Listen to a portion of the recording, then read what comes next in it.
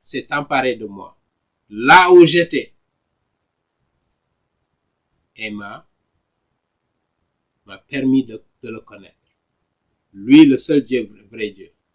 Et c'est à travers le livre de Daniel que j'ai connu le Dieu de cet univers. J'ai grandi dans le catholicisme. J'ai grandi, je dirais, en étant exposé à la Bible, mais je ne connaissais pas le vrai Dieu. Parce que justement, je me posais beaucoup de questions sur la vérité. Parce que beaucoup nous faisaient croire, pourvu que tu sois une bonne personne. D'abord, comment définissez-vous une bonne personne? Aux yeux de qui? Selon les critères, les standards de qui considérez-vous que vous êtes une bonne personne? Et cela ne vous garantit pas l'éternité. Il faut revenir à la parole de Dieu.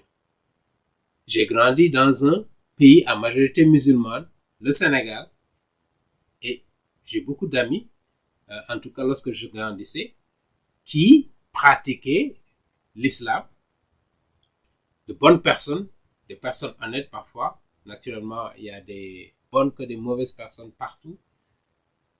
Mais ce qui m'intriguait, c'est que je me posais la question, comment se fait-il des gens qui sont aussi dévoués sur leur foi peuvent se tromper et ne pas avoir la vérité? Qui a la vérité? Le christianisme avance certaines doctrines. L'islam avance des doctrines qui se contredisent, et j'y reviendrai. Je viens de dire que si, pour que vous connaissiez le Dieu de cet univers, vous devez connaître son Fils. Mais l'islam rejette toute notion de Fils parce qu'il dit que celui qui associe Dieu avec d'autres divinités est condamné à l'enfer. Donc nous, chrétiens, par défaut, l'islam nous condamne à l'enfer. Parce que nous croyons à la Trinité. Dieu le Père a envoyé son Fils. Et c'est le Fils qui révèle le vrai visage du Dieu de cet univers. Si vous ne connaissez pas le Fils, vous ne pouvez pas connaître le Dieu de cet univers.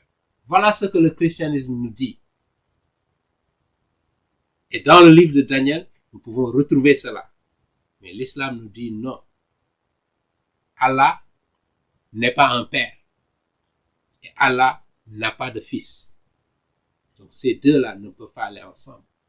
Ils ne peuvent pas avoir la vérité les deux ensemble. Et c'est ce qui nous a amené à cette conviction profonde à partir du livre de Daniel. Que la vérité se trouve dans la Bible, pas dans un autre livre sacré. J'ai passé du temps en Asie du Sud, où j'ai côtoyé des Indes ou des gens qui pratiquaient l'hindouisme, le bouddhisme, etc. J'ai côtoyé des témoins de Jéhovah. Je sais ce qu'ils enseignent. Les Mormons, je sais ce qu'ils enseignent. Les Branhamismes, j'ai appris ce qu'ils enseignent. Et ils sont tous, je dirais, en dehors de ce que Jésus-Christ a enseigné. Les enseignements fondamentaux sur le salut. Parce que si vous ne savez pas, d'abord, le Dieu de cet univers, c'est qui? Vous ne pouvez pas avoir de relation avec lui. Par conséquent, vous serez séparés de lui lorsque vous quittez cet univers. C'est lui-même qui l'a dit, c'est pas moi qui l'ai dit. D'accord? Voilà pourquoi c'est important de s'arrêter sur ce que le livre de Daniel enseigne. Les doctrines